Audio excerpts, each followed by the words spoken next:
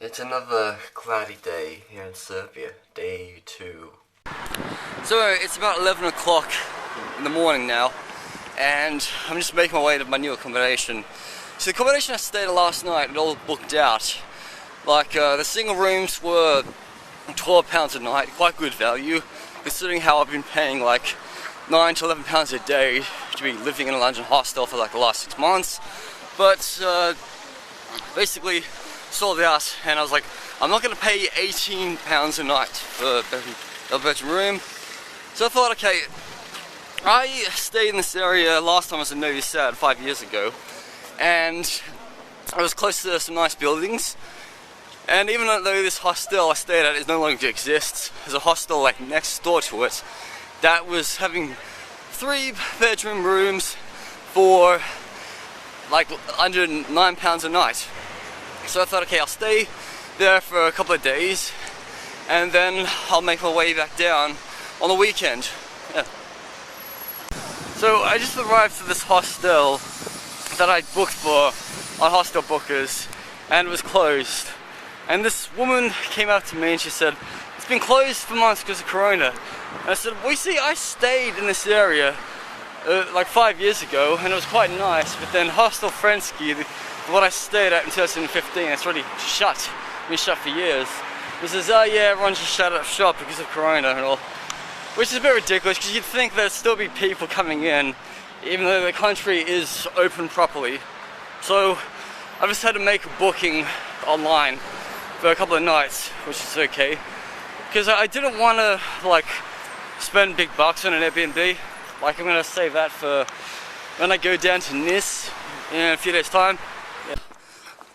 So when I got to this hostel I wanted to stay at, it was all like boarded up and closed, and I thought, look, why are they listed on Hostel World, the Hostel Bookers? I mean, why? If you hostel's shut, don't list your thing. So anyway, just had to make a quick booking on booking.com for this hostel in the city of Novi Sad. Quite close to all the good attractions, very clean, very lovely, even though I'm going to have to share my room for the next few nights.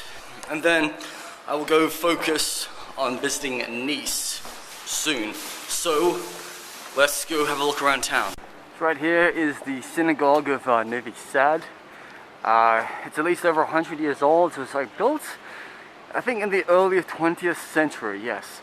So the reason why I'm really familiar with this building is because I've stayed in this area many years ago.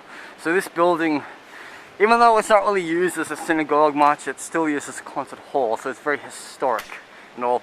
There are only about like 100 Jewish people in Novi Sad living here right now, and there's actually one of 3 synagogues in the whole of Serbia. Like one in the north near the border of Hungary, Novi Sad, and Belgrade, yes. So this right here is the front door of the Novi Sad Synagogue.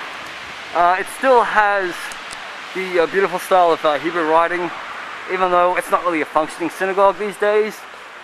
And the important thing is to remember those Jewish people of Novi Sad who were sent to the extermination camps on the 26th of April 1944. And it's got to look in Hebrew, Serbian, and English. May we remember them. So I've just had a hot dog right now for lunch, and just walking into the heart of Novi Sad. It's a very familiar sight, that church. You know, I was like last here 5 years ago, but I don't remember seeing like much of this or that. But then, you know, if you've been away for 5 years, you just kind of forget where things are. You see, in most cities in Serbia, you'll either find a Serbian Orthodox or a Catholic Serbian church. So I think this one here is the Orthodox one, because I just visited the Catholic. But anyway, I didn't go inside because of the whole like COVID issue, even though it's open. And right here seems like we have a lady. If anyone's Serbian knows this person, write me down in the comments. But then yet again, you could always type in the year of birth, year of death, and you'll find out. So anyway, I'm here in Novi Sad until the start of the weekend. Yes. So literally, there may be days where like I don't really go out much. Like if you look under my eyes, they're really black. That's maybe because I haven't really had much sleep. So like over the weekend I was like, fuck, do I really want to like stay in London and do a lockdown and miss out on my flight to Serbia on the 16th? Or do I bite the bullet, get my ass right here to Novi Sad, and I start working on another project? Because when you think about it, look, I've got a book I've already written that's getting edited as we speak, but like I'm self-editing myself on Grammarly. And then second of all, like I'm halfway through writing a book that was about my 2006 trip on the Trans-Siberian. So literally, like, I really need to stop like rushing around, like, because otherwise it's really gonna affect my health when you start like being a hardcore traveler. Like you're moving around every freaking day, you're carrying like 7 kilograms a day, and then it affects your back. So I'm gonna go walk to the famous fortress right now in Novi Sad. And this is really special because I've said many times, my cousin Brendan met his wife Julia there at Exit Festival 2010. They were married in Sydney in 2012, and they've got like 3 lovely children. They live in Christchurch, New Zealand, a town which I've never really visited in my life, even though like I'm part of New Zealand ancestry. So Novi Sad will always be a special part for my extended family. You see, in the Balkans, especially in Serbia and all the other neighboring countries, there's always been an issue with stray dogs. I mean, look, they roam the street, but some of them have like tags in their ear to say that they've been like vaccinated for rabies. The important thing is, like, if you happen to see a stray dog, like, do not like approach it. If it bites you, you're the one that gets sick. Varadinsky Bridge. So yes, we're gonna go across the bridge now to the fortress. So I reckon it'll probably take me 10 minutes. But look, there's so many other bridges that connect to like this part, Novi Sad, to the fortress over there. Petrovaradin Fortress. Petrovaradin Fortress, yeah. So it's got like underground military galleries, planetarium, artilleries, restaurants, and it's the exact site of the Exit Festival. Like comes here like I think August every year. Yeah. So recently I sent a photograph of this fortress I took 5 years ago to my cousin Brendan, and I was like, you and Julia met here. Yeah. So when you're traveling in the Balkans, just anywhere, be wary of Romas or Gypsies. Not Romanian people is a different thing, like Romas. Like those type of people are descendants from people who emigrated from like India like a few hundred years ago, and literally they don't get treated really well. You know, they differ from like Caucasian Balkans, you know. So there's always like boys, children, like adolescents, tweens, and they're always begging outside of like tourist sites. I've seen it a lot in Bosnia, I've seen it in Macedonia, and they always like just pester us Westerners and tourists and travelers.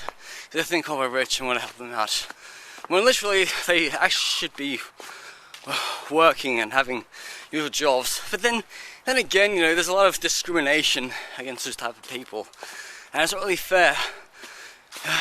So just do be worried. I mean, yeah, I mean they're all over the place in Italy and France, you know, stealing iPhones, like having fake petitions or stuff and pickpockets.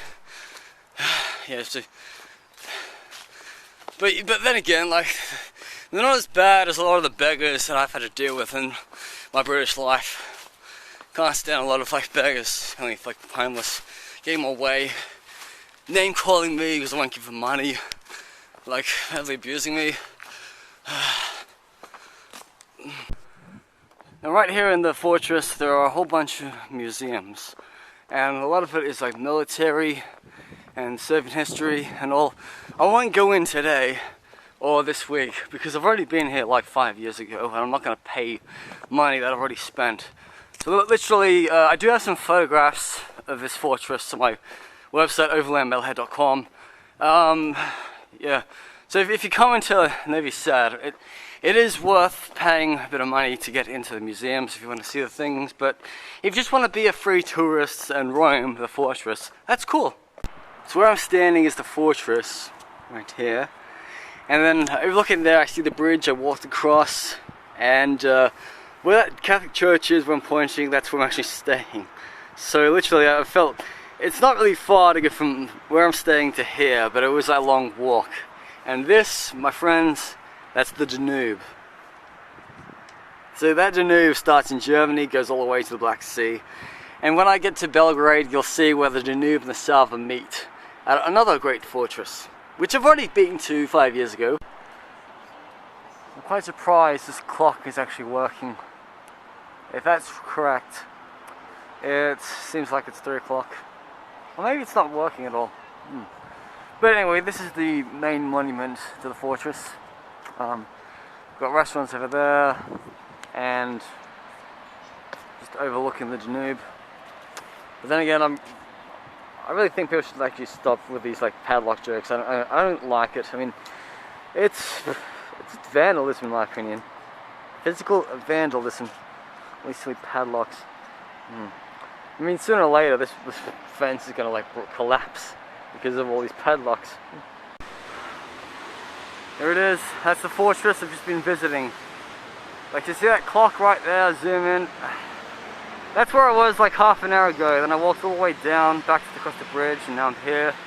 I've heard there's actually a beach all the way down there. I'm kind of hoping it doesn't start raining soon, even though it looks really misty, I guess.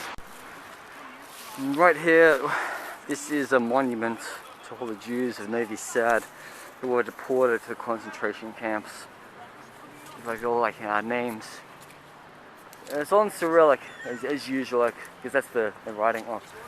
But I was remember it's like Jewish people, and it's like Christian, so like Serbs, and then there's also a lot of Romanis who were also sent into the camps, and a lot of Serbs who were killed by the Croats who were backed by Italy in World War II.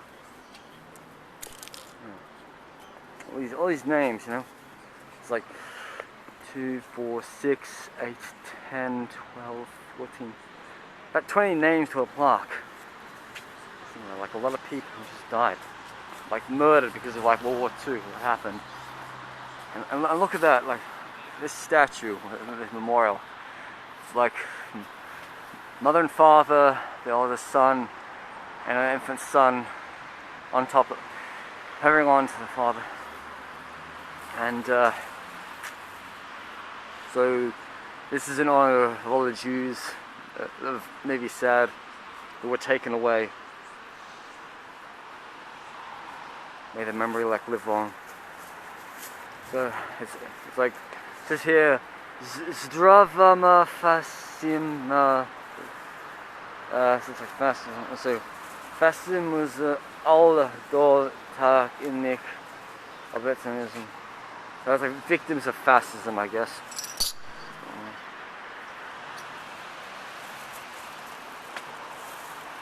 In the words of Charles Cather, hey, cha people. Yeah. So anyway, when I came to Novi Sad in 2015, I stayed overnight in a hostel not far from the synagogue. And then I went to the fortress in the morning. I left Novi Sad in the afternoon, got to Belgrade. And then I got on a bus to Macedonia that evening, basically just to get out of it. So I kind of feel glad I'm going to see a bit more Novi Sad than I did like last time, which was like 5 years ago. So I'm just walking down the pedestrian pathway along the Danube, and I'm just seeing new parts of the city that I've never seen before. And I think I'm going to be seeing a bridge I haven't seen before. Yeah. So, quite a nice day. I'm kind of glad it's not raining today. Like, I'm not really prepared for the wet weather because I didn't bring an umbrella with me. But I just know tomorrow I'm probably just going to stay at home and work on a few videos like this one. Because I've got like my video I made like yesterday. That's processing right now as we speak. And then I'm going to get back to working on my books. No to Nazism, yes to communism. The irony.